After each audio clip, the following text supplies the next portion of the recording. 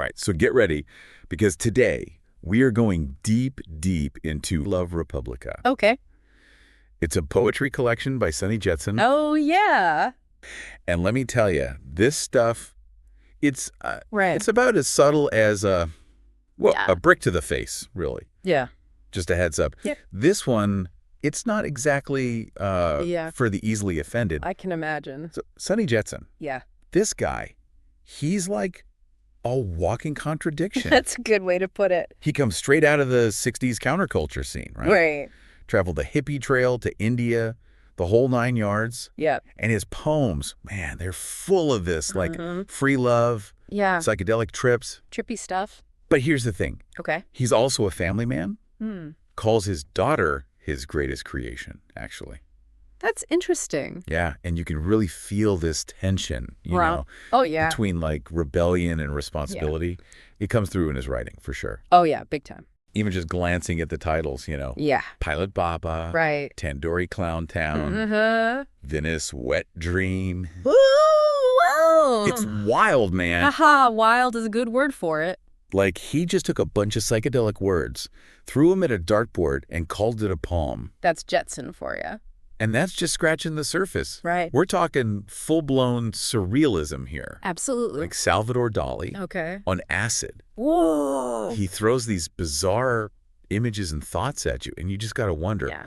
what in the world was this guy on? Makes you think, for sure. Like in Pilot Baba, he says, I think I need a jelly bean from an off-planet android.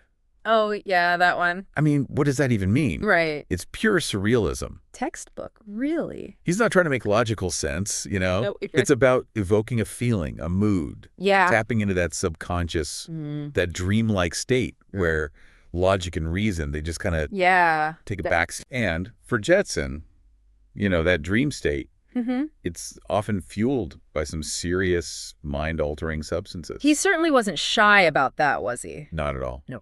He doesn't shy away from the drugs, that's for sure. Seems like every other line is about LSD or DMT or something. Yeah. Some crazy concoction. But for him, it's not just about getting high, right? No, there's more to it. It's like he's using these substances to, like, explore different states of consciousness, break down the barriers of the rational mind, you know? Yeah, I get that. It's like a tool. A tool for exploration. Exactly. For him, psychedelics, they weren't just recreational. They were a way to explore spirituality, to access a different level of reality. Yeah, where anything is possible. And that's what you see in his writing, right? Yeah. The surreal imagery, the stream of consciousness. It's wild stuff. It's definitely not your typical poetry reading, that's for sure. No, not at all. Not even close. You got lines about marrying into a family with 366 wives. Oh. Conversations with alien androids. What? And descriptions of DMT trips that are wilder than, like the Hunter S. Thompson novel. Wow. But here's the thing. Amidst all the surrealism and psychedelic ramblings, there's this sharp social commentary Oh, yeah. woven throughout his work. Interesting. He's not afraid to tackle the controversial stuff head on. Like what? Sex, drugs, political hypocrisy, you name What it. is there? Oh, he goes there. Yeah. Drudge Life is a good example. Okay. He takes aim at, like, societal structures, power dynamics, even touches on slavery. Wow. There's this line he says, if it's meant to be, it will be in power, in Leela, not in a black slave market, sold and bought for money. Powerful stuff. Yeah, it's heavy. It really shows how he blends the surrealism with social commentary. He's talking about these serious issues. Yeah. But he does it through this lens of, like... Psychedelic imagery. Stream of consciousness thought. It's jarring for sure. It makes you think. And definitely not for the easily offended. Oh, no, definitely not. Not at all. And then you got poems like Lava Baba met Laser Baba at a storm rave. Okay. He dives into rave culture, the government's war on drugs. Right.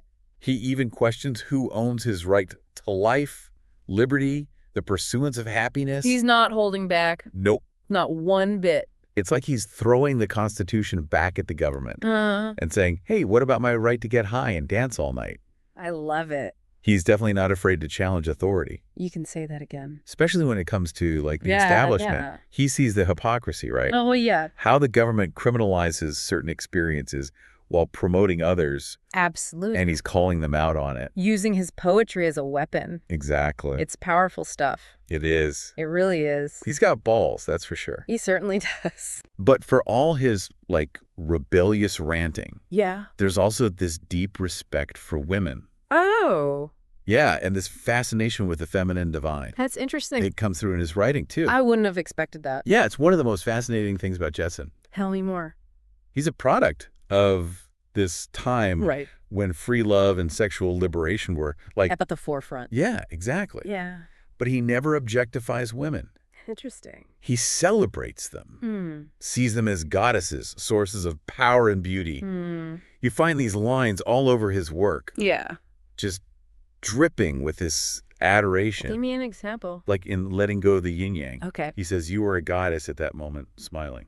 Wow, that's beautiful. And even when he's writing about, what? More sensual encounters, there's still this reverence there. Like in? Land of sensual pleasure, for example. He says, smallest amount of money can buy the mortal flesh.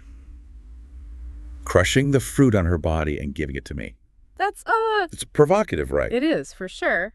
But knowing his views on women, I think it's more about celebrating the beauty and sensuality of the female form.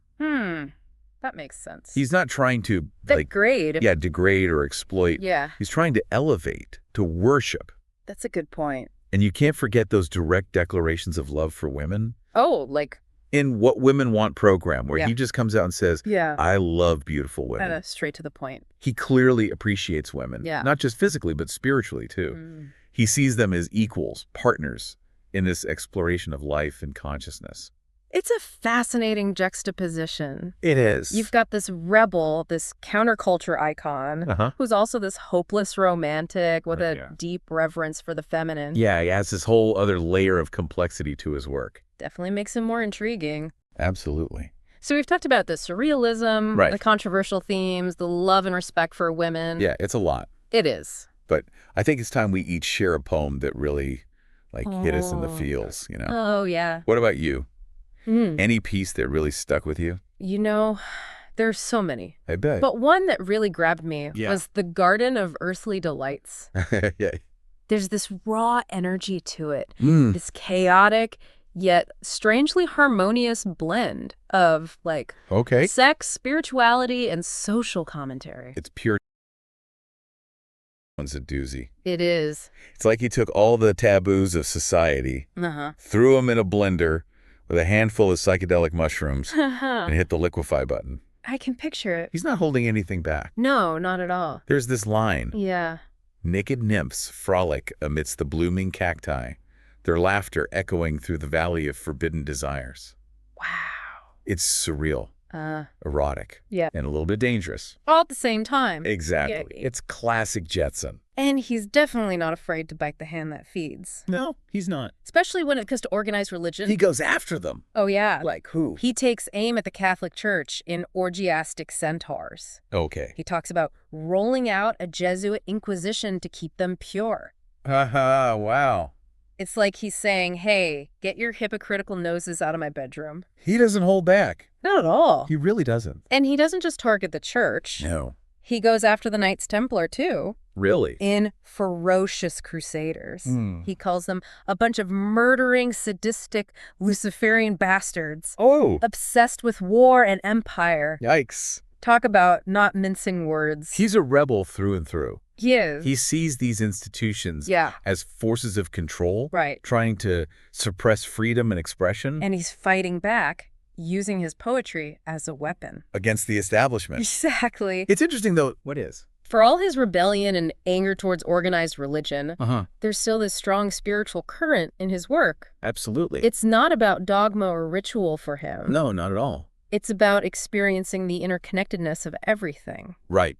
Correctly. He talks about superdimensional light radiations and crystalline multi-dimensional beings. Yeah, it's mystical. Almost psychedelic. It's a spirituality that's more about feeling than believing. I can see that.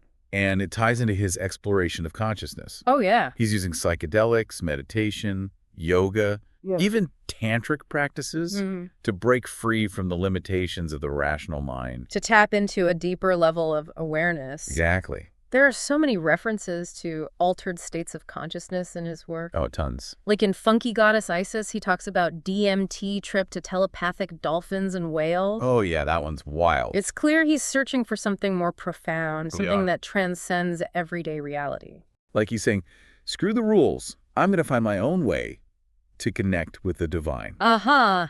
I love that. Even if it means dropping acid and hanging out with telepathic dolphins. You gotta admire his audacity. You do. Even if you don't agree with his methods. For sure. And that's what makes his poetry so compelling. Yeah. He's not preaching. Nope. He's not trying to convert anyone. He's just sharing his journey, his truth. In all its messy, chaotic glory. Exactly. He's basically saying, here's what I've experienced, take it or leave it. And you know what? What? Whether you agree with him or not, you can't deny the power of his words. Nope. The way he paints these vivid images evokes such strong emotions. The powerful stuff. It is. It really is. You know, for someone so into altered states and exploring consciousness, he's also surprisingly grounded when it comes to love. That's true. It's another fascinating paradox with Jetsun. Right. This wild, free spirit who also yearns for deep connection. And intimacy. Exactly. He's not afraid to be vulnerable about it either. No. Like in Still in Love. Okay.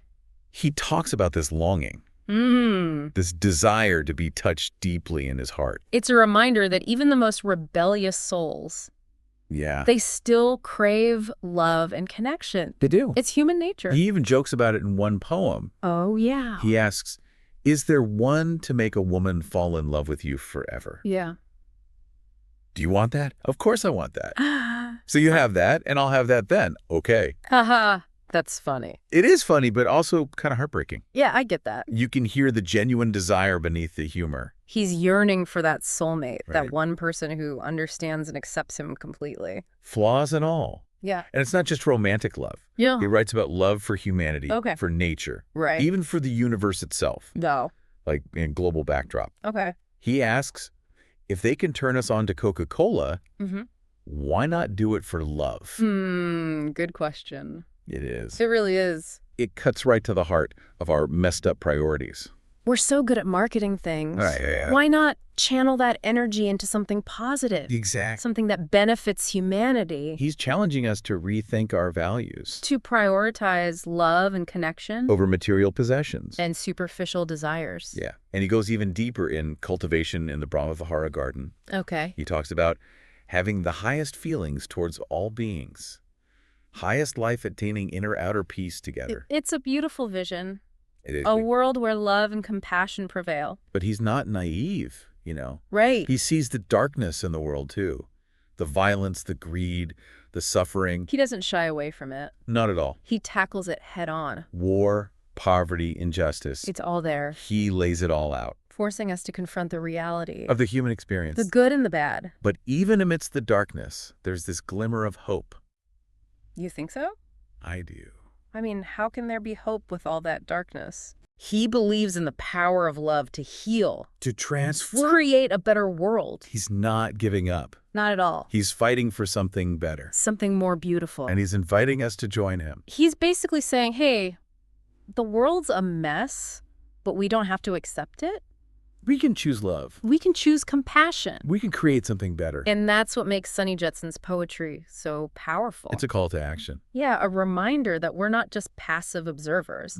Active participants. In the creation of reality. He's showing us that even in the darkest times, there's always hope. Always the possibility of love and connection. Not finding meaning in the chaos. That's a powerful message. It is. It really is. It's like he's a time traveler. You know, weaving together all these threads of history and culture and personal experience into this crazy psychedelic tapestry. It's wild. Like a snapshot of each era, but filtered through his own unique lens. Right, right. He's not just observing these events from a distance. He's living them, breathing them, and then spitting them back out on the page. In this raw, unfiltered form. Exactly. It's like he's saying, this is what it felt like to be alive during these crazy times. It's powerful stuff. It is. It makes history come alive. Yeah. He takes these grand narratives and grounds them in the personal The visceral. The everyday experience. It's one thing to read about the hippie movement in a textbook. Totally. But it's another thing entirely to feel the dirt between your toes as you travel the hippie trail. Right. To taste the freedom in the air. Smell the patchouli and weed smoke. Exactly. Jetsun brings those sensory details to life. He puts you right there in the middle of the action. Whether it's a psychedelic rave in the desert. Or a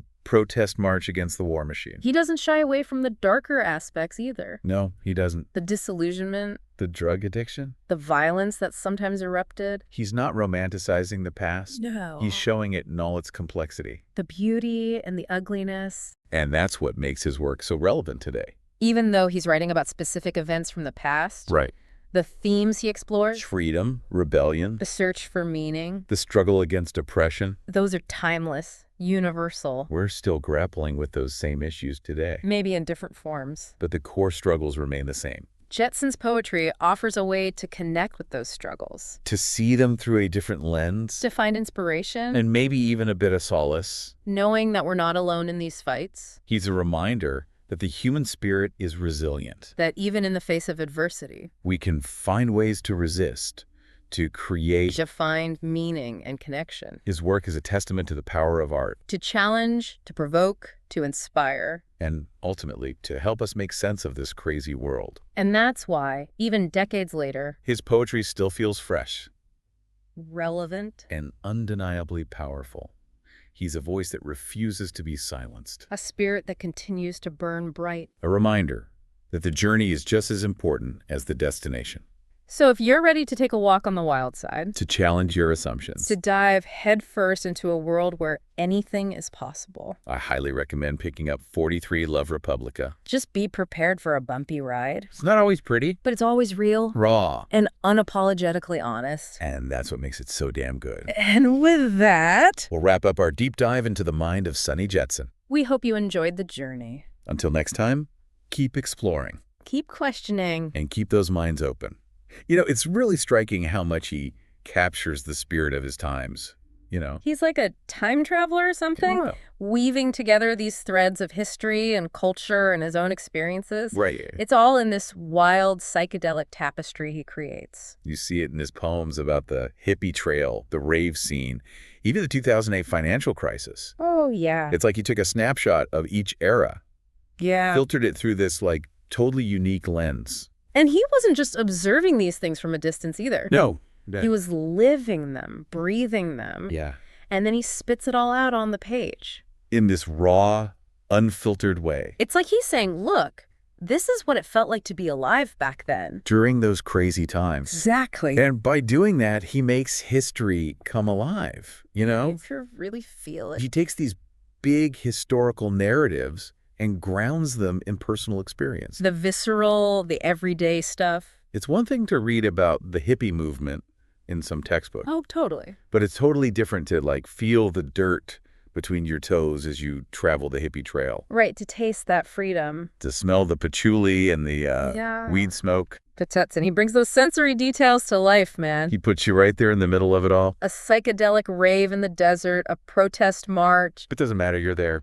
And he doesn't shy away from the darker stuff either. Yep. The disillusionment, the addiction, the violence. It's all there. He's not trying to romanticize the past. Not at all. He's showing it, warts and all. And that's what makes his work so relevant, even today. Right. Even though he's writing about specific things from the past, the themes, they're timeless. Freedom, rebellion, that search for meaning. The struggle against oppression. We're still dealing with all that today. Maybe in different ways, but the core stuff, it's the same. And Jetsun's poetry, it gives us a way to connect with those struggles. See them in a new light. Find some inspiration. Maybe even some comfort knowing we're not alone in this. Yeah, he reminds us that the human spirit, it's resilient. That even when things are tough, we can find ways to resist. To create. To find meaning and connection. It's a powerful testament to art, you know? Yeah. It challenges us, provokes us. Inspires us. Helps us make sense of this crazy world. And that's why even after all these years,